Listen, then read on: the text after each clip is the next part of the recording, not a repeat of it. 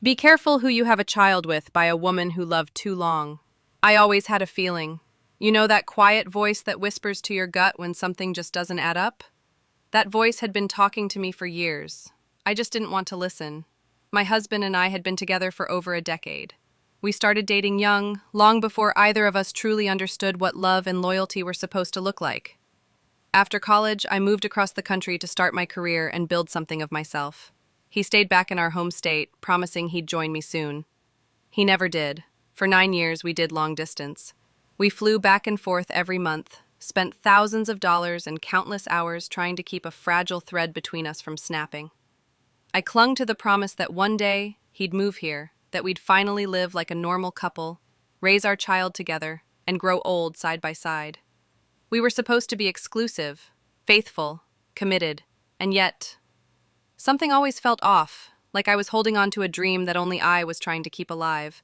I would ask him now and then, gently, painfully, "Have you ever cheated on me?" And like clockwork, he'd say no, that it was all in my head, that I was insecure, that I was imagining things.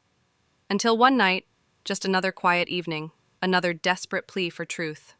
I asked again, and this time he said yes. He told me he had been with prostitutes, massage parlors, 4 different women, 5 different encounters.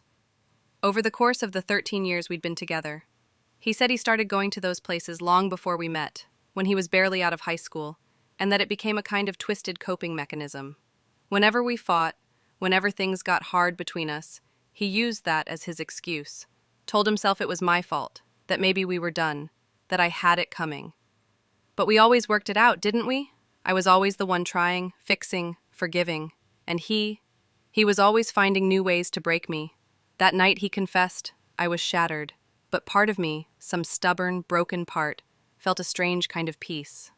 I'd always told him, if you tell me the truth instead of me finding out on my own, I will forgive you. I said that because I thought it would make him feel safe.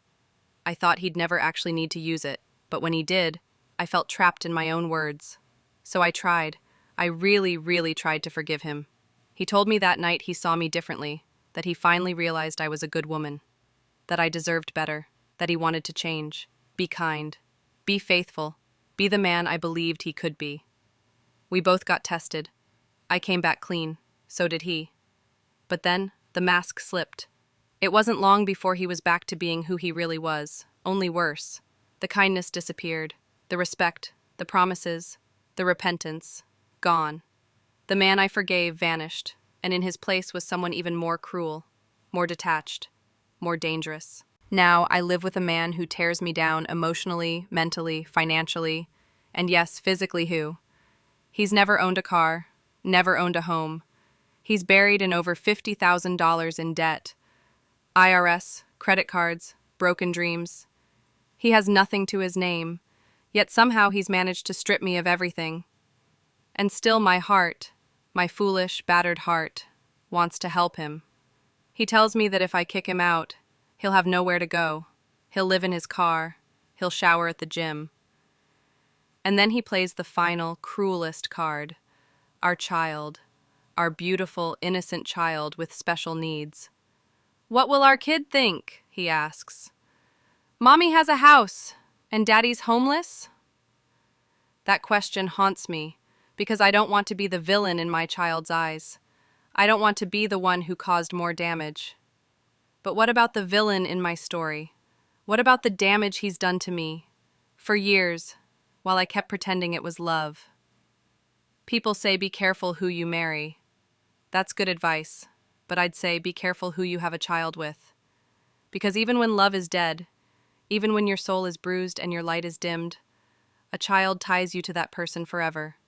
And when that person is broken, selfish, abusive, you don't just carry your pain, you carry your child's too. I don't know what the next chapter looks like. I don't know if I'll ever stop feeling guilty for wanting to save someone who never wanted to be saved. But I do know this. My child deserves a mother who is whole and safe and free.